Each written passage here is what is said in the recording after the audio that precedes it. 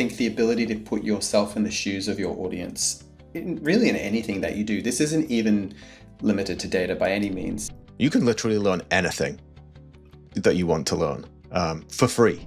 You were hired because you're really smart. They hired you because they trust you. They hired you because you demonstrated your capability throughout the interview process. You've been here for however long you've been here, and you're still there. This is the Scale Your Business with Data podcast with Graeme Crawford of Crawford Macmillan. You're now listening to the only podcast that is designed from the ground up to bring you insights and stories from real data experts. You'll learn how to use the power of data to take your business to the next level with Graeme and his guests. They're also going to show you how the data is often the gold hidden in plain sight and how it will unblock the road to growth ahead. With the clarity of vision and inspiring leadership of change, your business should be able to make multi-million-dollar decisions in minutes, not months. So let's get started. Thanks for listening. Hey everyone, welcome back to Scale Your Business with Data. Welcome to the show, where we deep dive into the world of data leadership with experts who are transforming how organizations leverage their data assets. Today, I'm thrilled to welcome Tristan Burns, a distinguished data leadership coach who helps organizations understand that data is not merely a technical challenge, but a powerful business driver. With extensive experience as global head of data at a Fortune 500 company, and now as a consultant coach and mentor, Tris brings unique insights into developing data-centric cultures that maximize strategic ROI. He's been endorsed by Tech Nation as a global talent in tech. He speaks at numerous tech events and has founded 2 marketplace businesses. Tris, it's a pleasure to have you join us today and to explore how data teams can truly demonstrate their value to leadership. So welcome to the show. It's great to chat to you again. Thanks, Graeme. It's been great to be here. I'm really looking forward to the conversation. You've been doing some crazy things and been all over the place. So I think when we spoke, you were doing some visiting in Australia. So like how was Australia and what did you get up to when you were out there? So visiting family was the main reason for the trip at Easter time and everything, and my nephew's on holidays. So yeah, spending time with family. We visited Brisbane, where I'm from, and went to Melbourne, where I have a brother that lives there, and just did some sightseeing there as well. But lots of beach time, lots of sun. It's still quite warm there, even though it's technically autumn. I would say it's probably like the best of British summer is how I would describe an Australian autumn. Ooh. Yeah, the tourist board is going to have to be sending you some kickbacks for that. I mean, it sounds like a good reason to go. And like, I can't let us go further without mentioning the picture I saw of you in a fighter jet that you posted on LinkedIn. Like, tell me more about that experience. It sounds incredible. So I had a milestone birthday while I was out there. I'm sure you can guess which one it was. And my wife. Happy 21st. Thank you very much. And my wife, a big surprise, purchased me a ride in a fighter jet, L-39 Albatross.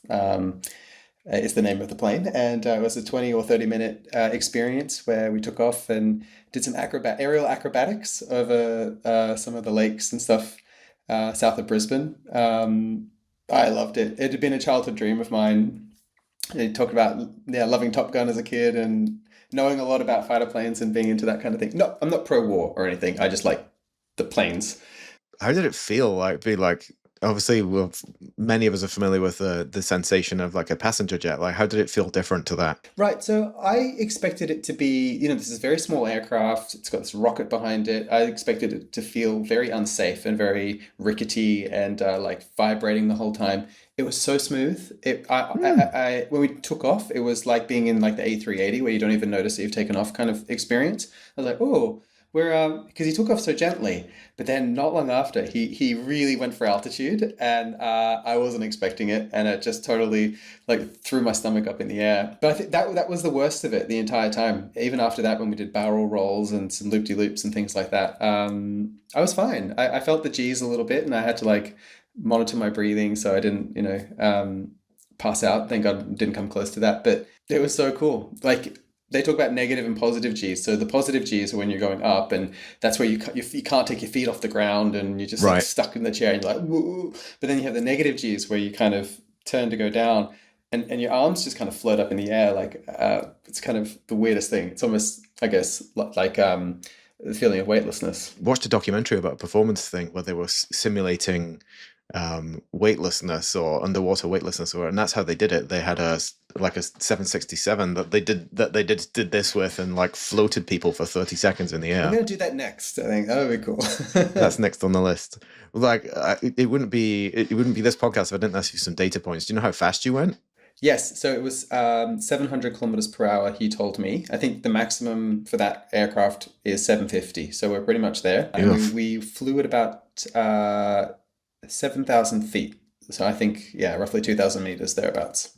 Oh yeah, pretty close to the ground. And what percentage of people pass out? You must have. It sounds like you were prepared with some breathing to prevent that. Well, I think he talked about not really wanting to do that to people because it kind of interrupts their experience. And he spoke of another person. He didn't say who or where, but that they were a bit shonky and that they were going up for within the first 3 minutes and causing people to pass out, and then landing and saying, "Sorry, I had to cut your experience short. You passed out," kind of thing.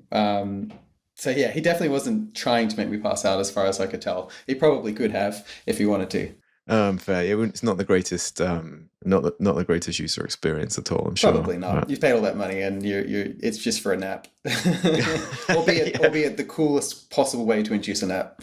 Yeah, well, I'll remember that next time I'm struggling to get to sleep. I'll just call in the local fighter jet.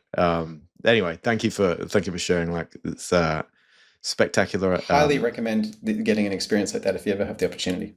I will definitely look out for it more. And I think I've when I was in New Zealand, I had the opportunity to go skydiving in Queenstown, and I kind of chickened out of it a little bit, and I've never regretted it more. And in fact, when I always say to people, and this applies to, I think, life things, career things, personal things, whatever it might be, like whenever I see someone teetering on a decision that's making them a little bit nervous, I always say to them, like, most of my regrets in life have come from things I've not done rather than things I have done. What an important learning. Yeah, so yeah, I definitely think we all need to zero in on that. So anyway, I don't want to use all our time up, so I'm feeling the need for speed a little bit, and to get onto the data questions first of many.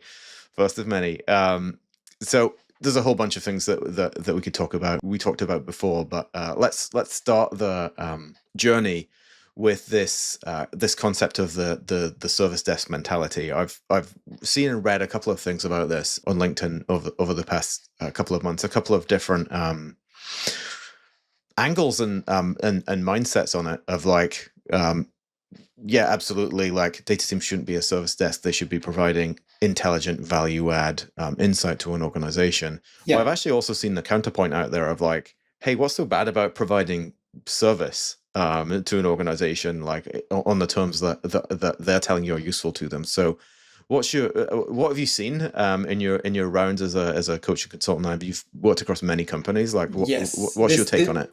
This is easily the number one challenge that data teams face in terms of being seen as a value add within organizations. I'm not going to say that I'm opposed to them being service desks or providing data and insights to teams as and when requested.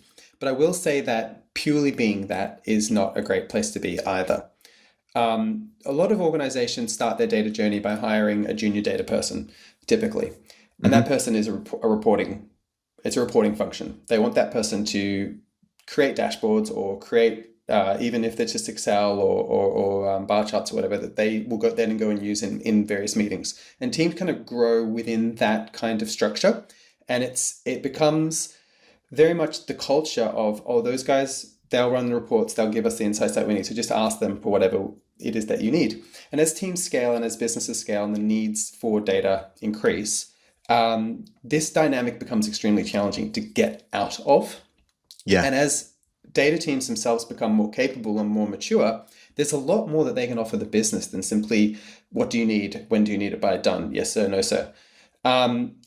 However, it's easier said than done to simply flip the switch. You can't say one day to your senior stakeholders, hey, we're not going to give you what you asked for because we're going to go and do more strategic work, or we're going to go and look for more value add opportunities within the business and then come back to you. That won't fly. You'll lose your job if you try it like that. So in order to kind of mature the capability and make sure that your data team is able to provide a more helpful, a more strategic value add contribution, you kind of have to straddle a bit of both. And to achieve that, you've got to create guardrails, limitations, set expectations, even set up potentially service level agreements with the business that say, yes, we will do these kinds of requests and we will provide them to you in this sort of time frame.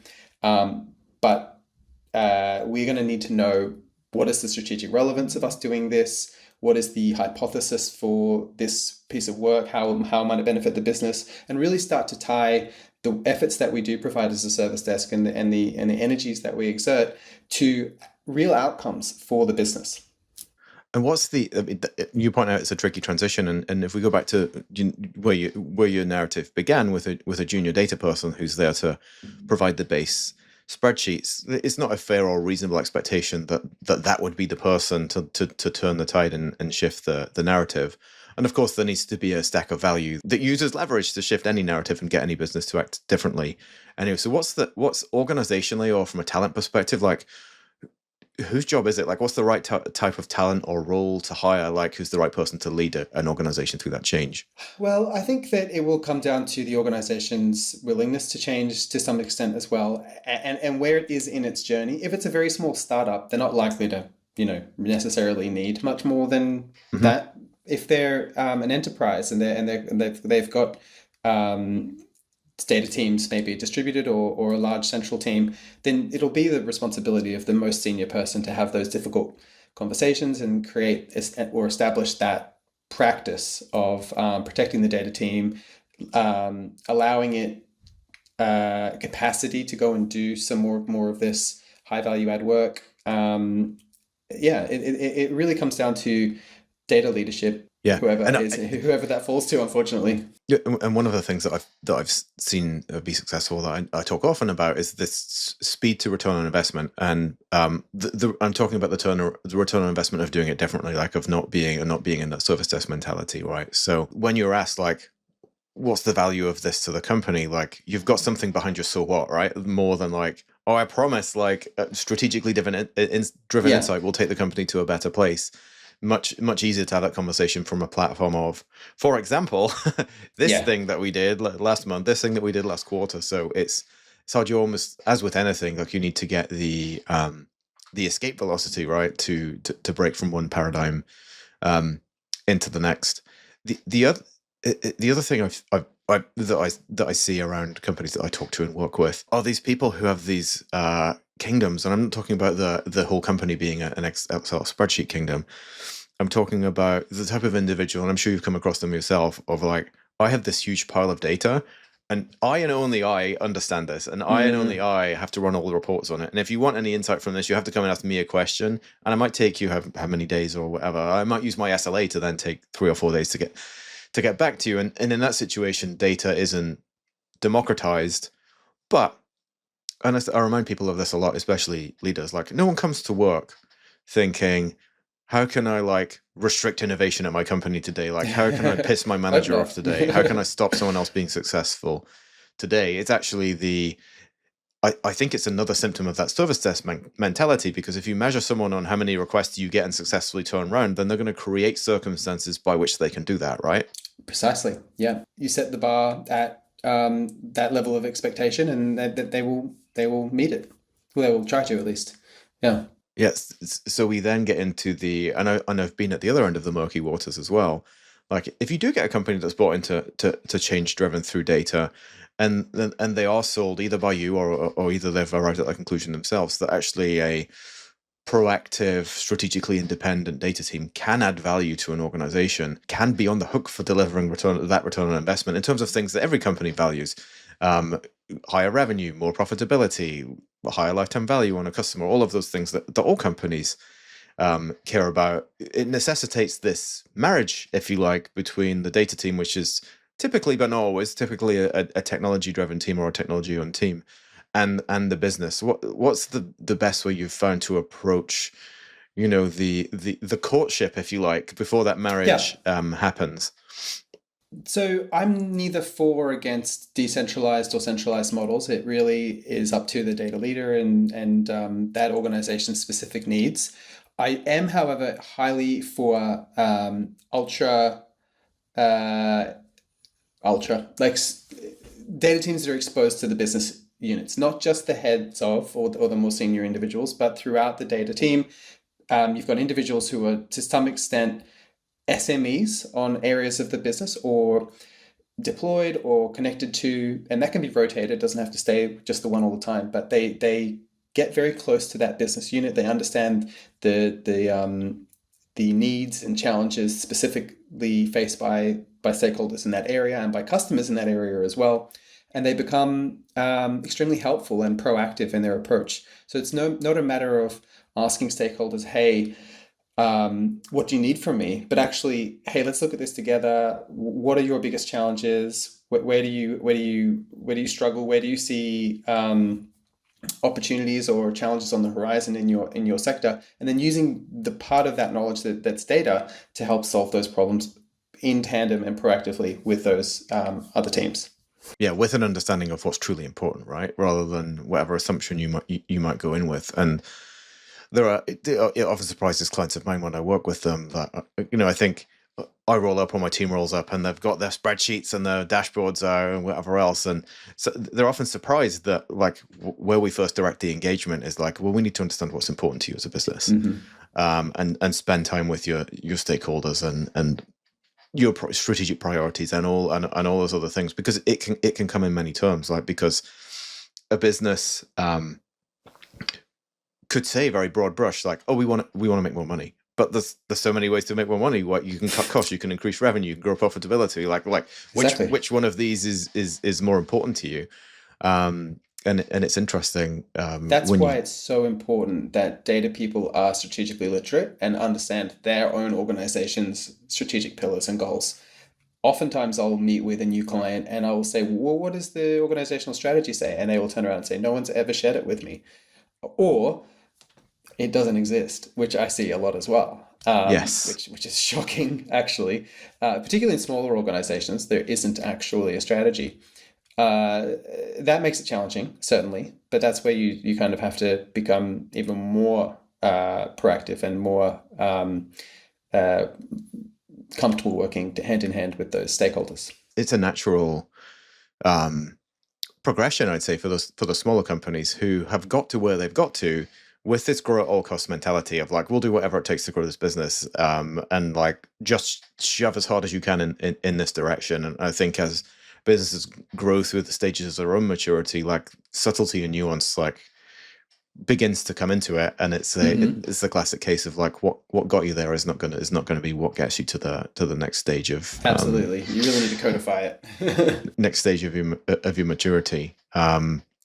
Yeah, it's wonderful to see data teams lean into that. But like, I want to pick you up on your point about the centralized versus non-centralized, another kind of classic debate here, and it's one that I take great delight in. Similar to you, I don't. It depends is always my answer to that one. But I've certainly, definitely in bigger organizations, seen data leaders like make two significant steps in their career, one by decentralizing and then by re-centralizing the same set of data teams. So there's always kudos to be gained from making a change and making it successful. And I'm not complete cynic. Sometimes maybe in those situations I've seen like decentralizing was the right thing at that point in time, and then centralizing again was also the right point in time. It depends on, as you say, what the priorities of the companies. Also, things like data maturity of the various business units. How well is data disseminated? Is data democratized in that organization? How closely do teams need to be working with data peeps? Product teams are a great example. You genuinely need a data person on a product team in most cases. I'd be very surprised if a product team could work without one. Unless you've got a super duper product manager who loves getting into the data, which a lot of them do, but it's not always the case. Yeah, I mean, product managers have the difficult job of like having to already difficult job, like without data on the table, of having to span across like the human need, the business revenue and profitability, and the technology angle of it, like engineers and the designers and everything else. Yeah. So product is already a tough job without that in. But I've certainly lived on the wrong end of that before with product managers who've come to data teams I've been involved with on the eve of launching their product, and we're like, okay, what data are we going to collect so that we can show everyone how much of a huge success my product is going to be tomorrow. my It's like, my favorite thing was always getting on the phone or on Slack, probably more likely, and saying, "What do you mean this thing went live without any tagging? I'll kill you." yes, yes. Data team, create my success story for me. Like we went live yesterday. Yeah. How's this thing performing? Like, I don't even know you launched it. Yeah, exactly. I mean, there's always a way to do it afterwards, and that's a sign of a good organization when you can rise together and meet that challenge. But it's also a sign of a good org if you can avoid recreating the situation in the first place. We talked a bit about building connections and growing connections between different departments. So I've heard you talk before about emotional intelligence in data leadership, and in the many conversations that I've heard you talk about, you often ask like what keeps people up at night. How important do you think emotional intelligence is in the arsenal of the many tools that a successful data leader should have? As you become more senior in your role and you do have more exposure to those stakeholders, it becomes extremely important.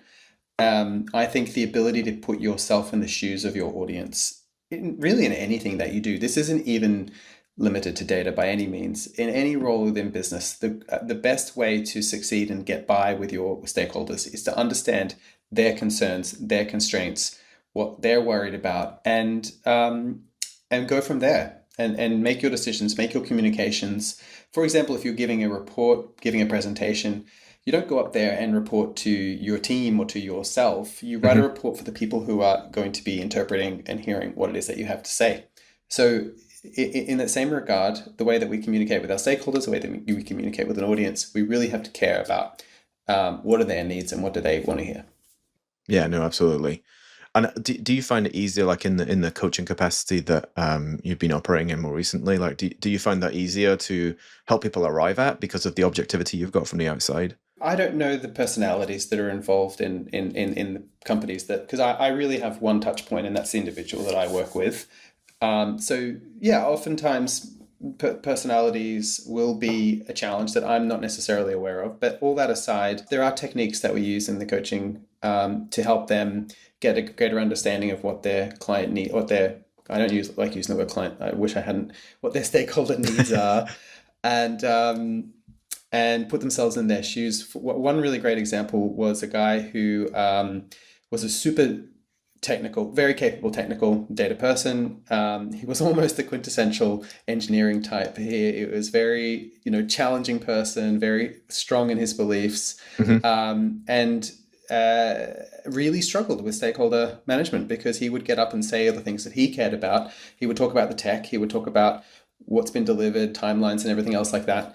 And the stakeholders would just argue with him and say, what good is this? Why are you telling me this? That kind of thing.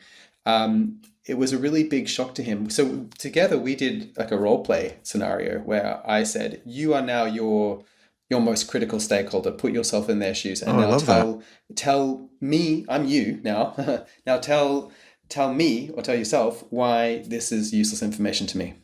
And he went to town on himself and he's like, well, they care about all these KPIs, and why are you telling me about the tech and the timelines and all of that? No one cares about that. We only care about what it's capable of, not why it exists or what you've or why or how you've built it or whatever. We really care about the business outcomes that are relevant here. And he was like, "Oh my God, so I've he was been doing listening. this wrong." Yeah, well. He could do it, but then at the end of the role playing exercise, he was like, "You've blown my mind." He was doing this all the time. I'm doing the brain explosion. I know the emoji. For those who are just listening, and he was like, "Wow, I've never done an exercise like that where I've put myself in, I've empathized with my audience."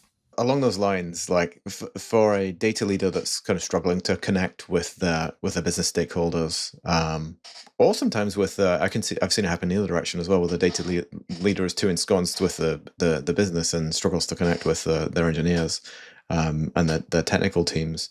Like what's the most common mistake that data leaders make when they've failed to establish those relationships well? Well, I would say we tend to just communicate the things that we mainly care about within the data space. Right.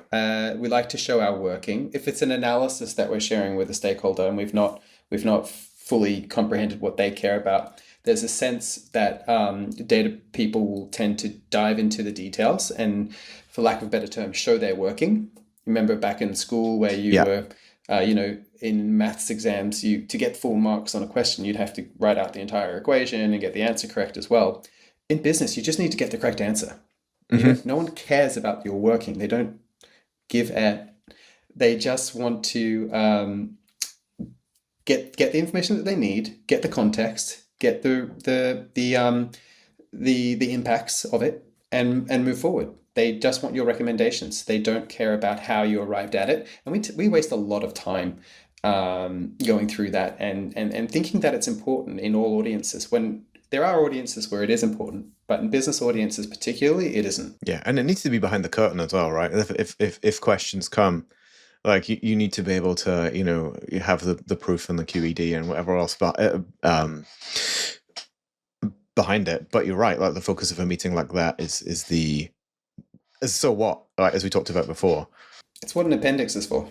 Absolutely, or afterwards. I always like to tell data teams to be prepared, especially when they're presenting a piece of insight or a piece of analysis that doesn't necessarily support the previously held opinion of the higher paid people in the room. Likely the first place, and this is true of anyone who holds a strong belief, if you see any counter evidence to it, your first instinct is to discount it and to say, well, that can't be right, or the data must be wrong, or you must have pulled it from the wrong place, or something's gone wrong in the calculations, or whatever it might be. And it's not someone trying to besmirch the skills of the data team. It's just a natural human response, and it comes back to this emotional intelligence piece that you were talking about before. One thing I'm constantly reminding my clients is that you were hired because you're really smart. They hired you because they trust you.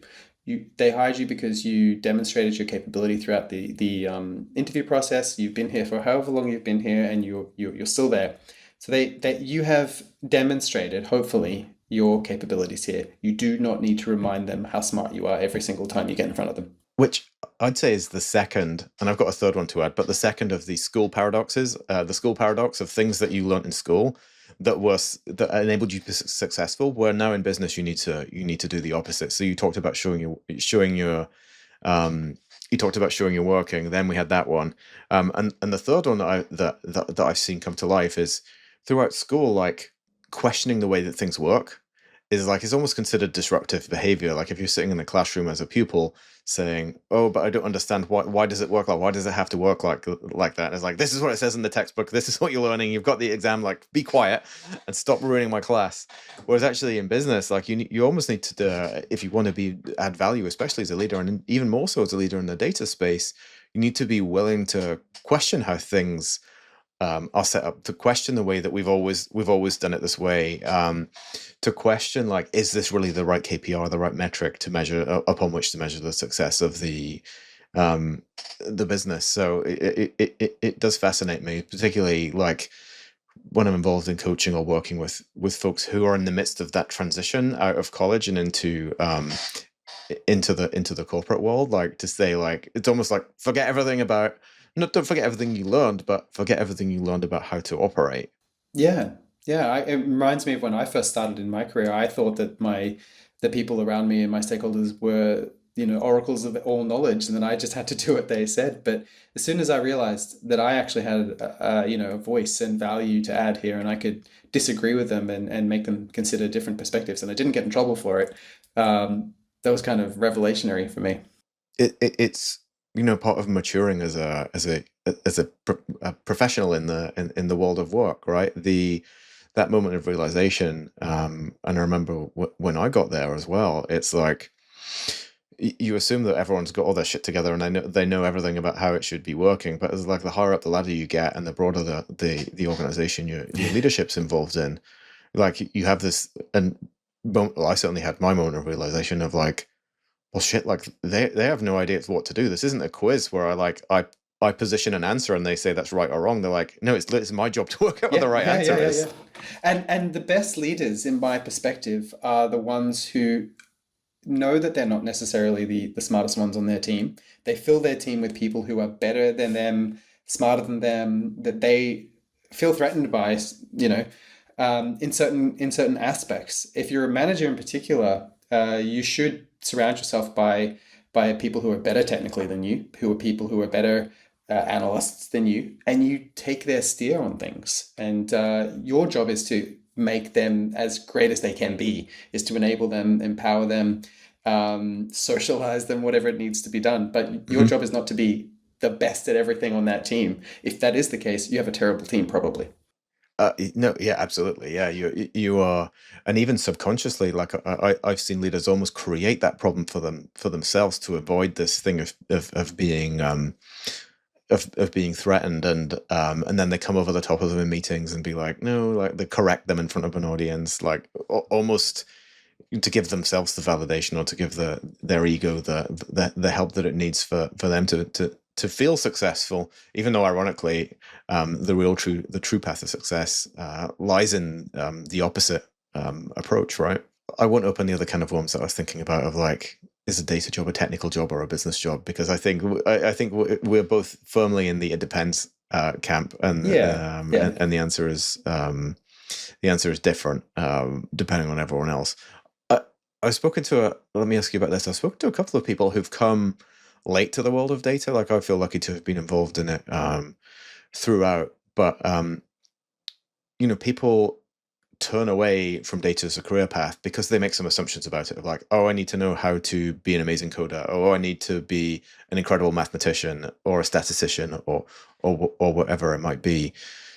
When in actual fact, like many of the things that we've talked about that make for a successful data leader are those softer skills. So I've started to come across more and more people who came to data later in their careers. Like, what have you got any advice for folks who might be at the beginning of their careers, like to encourage them into this wonderful world that we inhabit? Yeah, so data is a fantastic thing to work with. I'm not so sure that I entirely feel that data is a career, if I can be completely honest with you. I think that ultimately there won't be data people in my mind. At the moment there are, because it's very difficult and niche to work with data and do what it is that we currently do. But every single role, every day that goes by, no matter where in the business you work, is a user of data, a creator of data and a user of data. So and the tools that we use will get so simple and so accessible that pretty soon being a data professional will be a thing of the past, I think, to an extent. My advice to people who like data and want to work with data and work in data is that's great, but what else do you care about? What is there something that you can combine your passion for data with? Because you'll always be using data. But if you're a data purist, what value will you be bringing in this future vision, in this future world where data touches absolutely every area of the business and everyone within the business is a user and, to some extent, an analyst in their own way. Yeah, both a producer and a consumer, and I've spoken a couple of times about this concept that I can't wait to see come to life. I've not seen it yet, so by all means, tell me if there are any examples of this out there. This concept of a natural language processing, kind of voice modeled data warehouse that sort of sits there, and you can walk up as any user or any person, and maybe log into the app. Maybe it's on your phone. Whatever the platform is not the important part. But you can ask it a business question, and it uses the data warehouse that sits underneath it to determine what you're asking, convert that to code, return it, and then NLP it back to you. I've not seen a very good version of this yet, but I'll bet you $1 million that there are hundreds of examples of this currently being created, and there's a big prize for the person who gets there first. Yeah, no, I think so. But it raises an interesting question for me about the future of life for data professionals. I mean, I think about the analysts that I know. I mean, their argument would be there exists still great skill in knowing what question to ask in the first place, and whether you're verbalizing that or writing it in SQL, like that skill still persists, right? Exactly, but that's not changed. That has we have become distracted by technology within data because we think that that's what data has to be about, has always been about. It hasn't. It's always been about answering business questions. Well, it's actually been about asking business questions. Yeah. That has always been the purpose for existing, the reason for existing for data teams. But we got distracted by flashy dashboards. We got distracted by very cool architecture and everything else like that. That stuff is going to I don't know, it's going to change a lot. But what's not going to change is the need to ask and have answered fantastic business questions. That it becomes even more of a reason for data people to become au fait with business strategies, practices, customers, the landscape, the competitors, and all of that. That is where our focus really ought to be, so that we can be fantastic askers of questions. I mean, we had this when machine learning came around as well, like before the whole AI explosion of the last few years, that using machine learning and data science, you can identify things that correlate within, like, imagine a huge, complex, multivariate warehouse or data lake. And, the machines and the science can identify things that correlate with each other. But one, the classic, as we all know, does correlation equal causation? In many cases, no.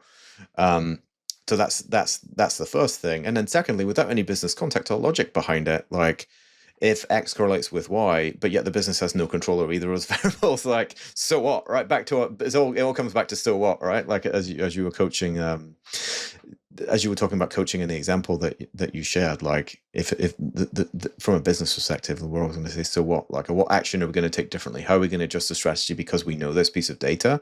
And if the answer is, well, you can't, then like, why aren't we talking about something else instead? I would argue that data people, senior data people particularly, know more about the business than any other individual stakeholder, perhaps with the exception of the CEO or the very senior executive team.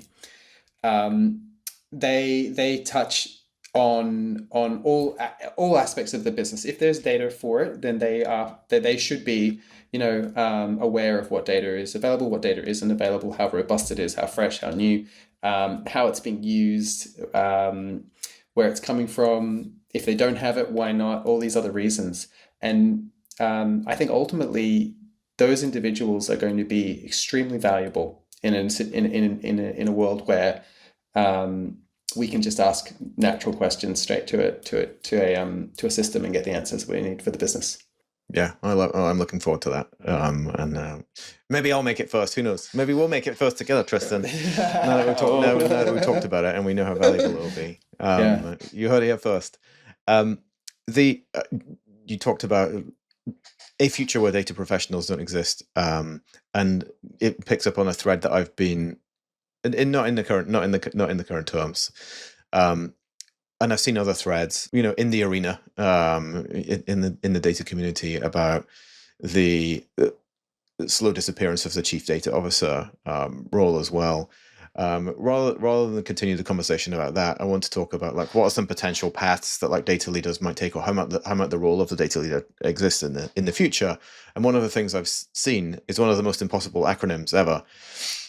The coalescence of data and artificial intelligence, right? And I buy data as amazing quality data as a very important precursor to using generative AI in any sort of meaningful or useful way on data. And I've started to see this role exist, CDAIO, right? CDAIO, the chief CDAIO. Let's say that. Try Doesn't and say roll that off the tongue 10 times quickly.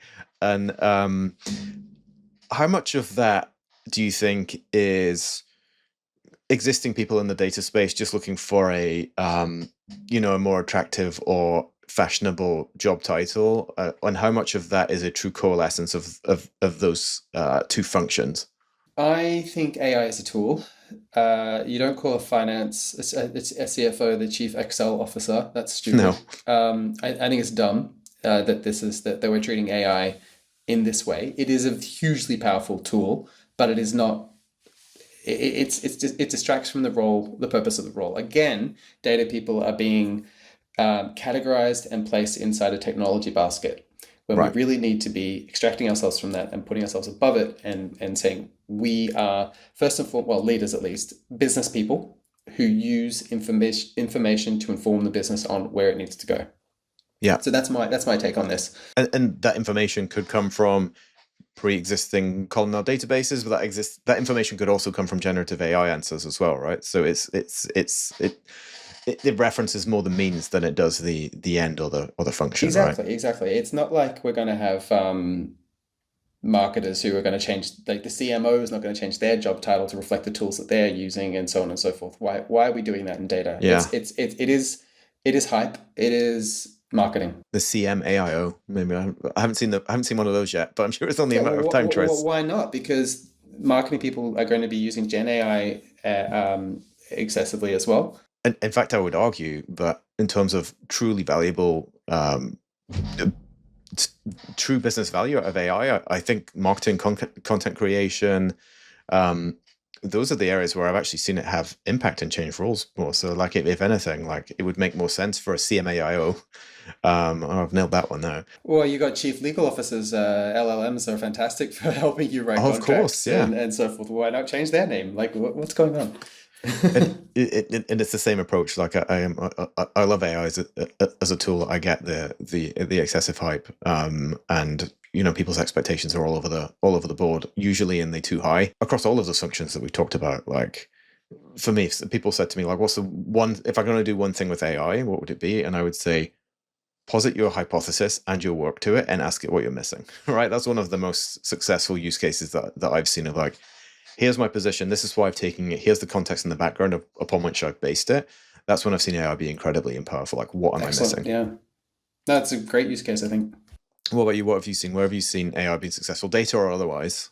I have a client, I won't say too much about them for confidentiality reasons, but in an extremely strict compliance environment, who has been able to feed an LLM, train it on compliance documentation that is extremely complicated and constantly being updated, and have now created a chatbot that can basically answer compliance questions that they would have. They're in the finance sector, I can say, which saves tens of hours a week for certain individuals, having to consult reams and reams of documentation that they now don't have to do, which is a huge efficiency. And gets through really quickly and focuses people on the actions that need to be taken, right? Precisely, yeah. They're not spending so much time with these manual tasks that they've had to in the past. They can get to it really quickly and move forward. They don't find themselves in that situation where their dashboard's writing checks that their data stack can't cache. I was hoping we'd hear that one.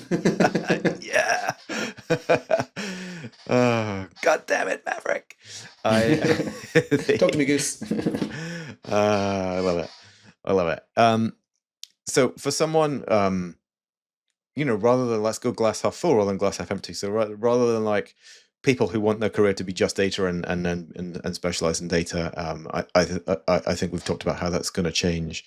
But how about for listeners who have been outside of the data realm, who are excited about some of the things we've talked about, but where we think the capability and the function and the job roles are all going? Like, what advice would you give them about how best to get into the field of what data is going to become? I would say get pretty familiar with AI tools and practice using them. Watch lots of YouTube videos. I think being as hands-on as you possibly can. Don't do anything. Be very, very conscious of sharing any confidentiality, breaking any confidentiality clauses, and sharing information that you shouldn't. But besides that, start thinking in terms of what is perhaps the simplest way for our organization to move forward with things like AI? Is there is a third-party data that our organization has access to or uses that we could potentially deploy here? Low-hanging fruit, perhaps. Is there something that data is readily available and clean that we can start testing, experimenting with this on? Yeah. And you mentioned YouTube as well, and I have 2 teenage kids, and I often say to them, you can literally learn anything that you want to learn for free. Right, it's and I have questions. This is a whole other podcast about the future of academia, particularly the higher education institutions in the United States that you now need like 4 years worth of future salary at the peak of your earning in order to just be able to afford to go. Those institutions have got an interesting future ahead of them, but it's almost like it can be overwhelming. Like before, like, or you can be. I remember back in the olden days at school, when I was at school, of like, here's a list of 20 careers that you could consider. And now it's like, here's an infinite number of careers that you can consider, and you could learn about anything, and you could go out, and because processing, storage, web presence, whatever else is now basically commoditized. Like anyone can start a business. I think I read about there's some kids who wrote an AI business, like a 17-year-old kid who's written like $1 million a year AI business, and it's anything is possible, but that can be overwhelming to people as well as empowering, right? Mm-hmm. Yeah, well, I mean, they still need direction, they still need focus, they still need purpose. Without that, yeah, it's overwhelming, I think, definitely. And I don't want to start generation wars or anything, but with my kids that are on the younger end of, I think I've got one right on the younger end of Gen Z and another like right on the old end of Gen Alpha. And maybe this is unique to my kids, although I don't think it is. Like if I say to them like, oh, let's learn about, like, one week their mum was away and they wanted to learn about like investing in the stock market, and I was like, oh, I found this video for us to watch. I turned on YouTube, and it's a really good explainer about index funds and compound interest, right? So I just sort of started like how index funds work and compound interest. And I turned it on, and the first thing they noticed, it was like 38 minutes long, and it blew their minds. They were like, "Oh, like, like if it's not in 10 seconds, and I can't swipe off it if I don't like it, then it's hard to engage with." So I think that's the other, and there's nothing inherently wrong with a generation of human beings. They're reacting to the circumstances and the conditions and the society that we've brought them up in, and the things that we've made available to them. So yeah, it has become harder to learn things because things like grit and resilience and just sticking with something seem to be a bit harder to come by. I agree. Yeah. I actually started a book club for this purpose because I'm a terrible reader. And there's all these books I have that I would like to read, but I look at a book that's this thick, and I'm just like, oh, can you give me the Cliff Notes, But so I started this book club with the express purpose of having a group of people around me whose expectations I have to meet, and say, I'm going to read this book. Will you read it with me? And yeah, no, I do that each month. You've been super successful with that, right? How's that? Like, how many people do you have in there now? We've close to 700 members now. That's really something. Months ago. It seems there are a lot of people who. When did you start it? February was our first book, so we're on our fourth book now. So we had Think Again by Adam Grant was our February book. We had a psychology book called Why Has Nobody Told Me This Before? In May. In April, we read No Rules, the Netflix management culture book, which was excellent. And this month we're reading Range by David Epstein, which I haven't actually started, and we're already on the 9th. Uh-oh. I'll start tonight. That's right. You've got ages. Let me tell you, you've got ages. In fact, that's like, that speaks to, like, to get that uptake that quickly. That speaks to a real need that's out there. And I've certainly studied the data of like nascent businesses and nascent mailing lists and newsletters enough to know that like 704 months is like, you're really onto something with that. Thank you. Yeah, I think the feedback has been that people want support with these things. They want others who they're reading alongside them. But also there are plenty of book clubs for fiction, but there doesn't seem to be a whole lot there for nonfiction. Well, specifically business and personal development management type books, like the ones we're reading. Sounds amazing. That's an obvious question to ask. I'll ask for just myself as well as everyone else. Like, what's it called and how do people find it? Oh, it's called the Badass Bookshelf. Where do they find it? On my LinkedIn page, I post about it every now and then. Every other day, maybe. You can find the LinkedIn page. How do you bring people together? Like, is it newsletter? Do you host a Zoom call? Like, what? It's newsletter driven, but we have a once a month Zoom call, the book club call at the end of the month, and we have a Discord channel where we come on and chat, kind of chapter by chapter. No, well, not chapter by chapter, but section by section on what our thoughts are on the book so far. I can't get away without asking this question, but you're doing it for very great purposes, including your own. Like, it helps you bring some rigor and structure to your own reading. It's obviously adding a lot of value to other people, but like once you get to an audience of 700 plus, like you start to collect some interesting data about who they are and what might drive them to be part of a book club like that. So is there any emerging insight about the right type of person to join the Badass Bookshelf? I was away all of April. I know that we have an onboarding survey. I haven't actually gone through the results of the data we've collected over the month, but most people I would say are in kind of mid to senior roles within their organization. US, UK, Europe is where most people are based.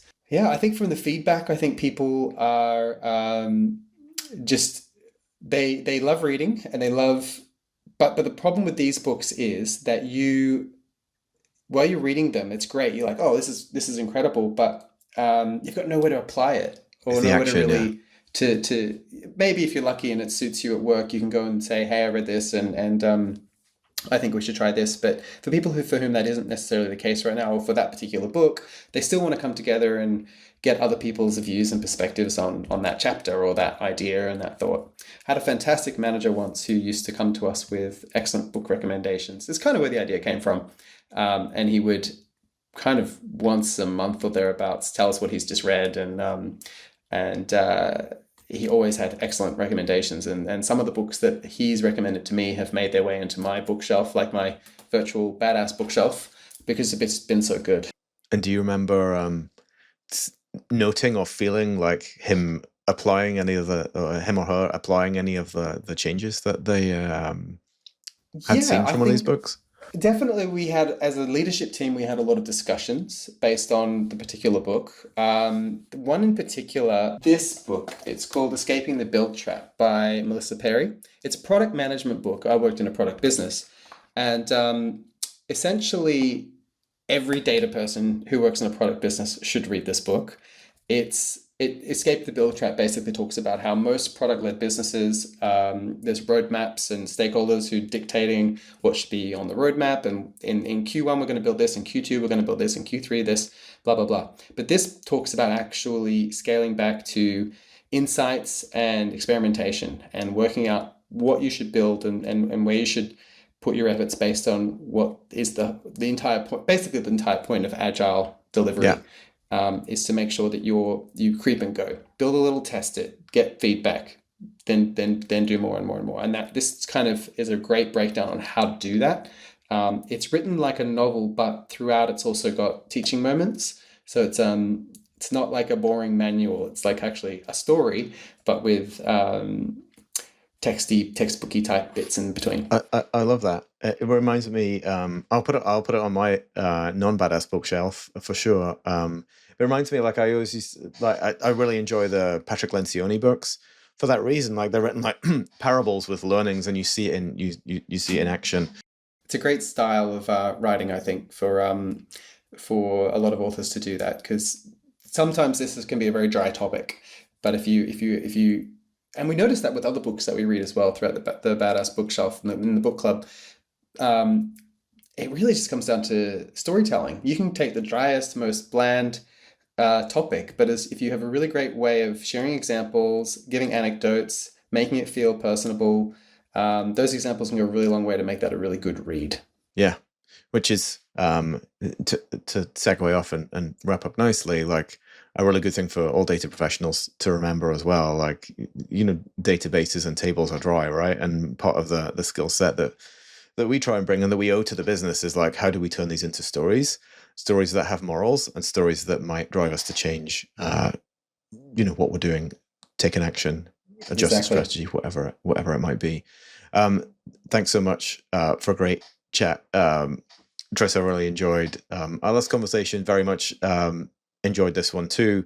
You already told people where to find the bookshelf, but where should people find you if they want to find you online and learn a bit more about you or connect with you? I'm at trisjburns.com. Perfect. And on LinkedIn. You heard it here first. Thanks so much again for coming on, and catch you very soon, hopefully. Thanks for tuning in to Scale Your Business with Data. If today's conversation gave you even one insight, one aha moment, or one new idea to take action on, do me a favor. Subscribe, leave a review, and share this with someone who's ready to level up. Until next time, keep asking the right questions, keep challenging the status quo, and keep scaling with data.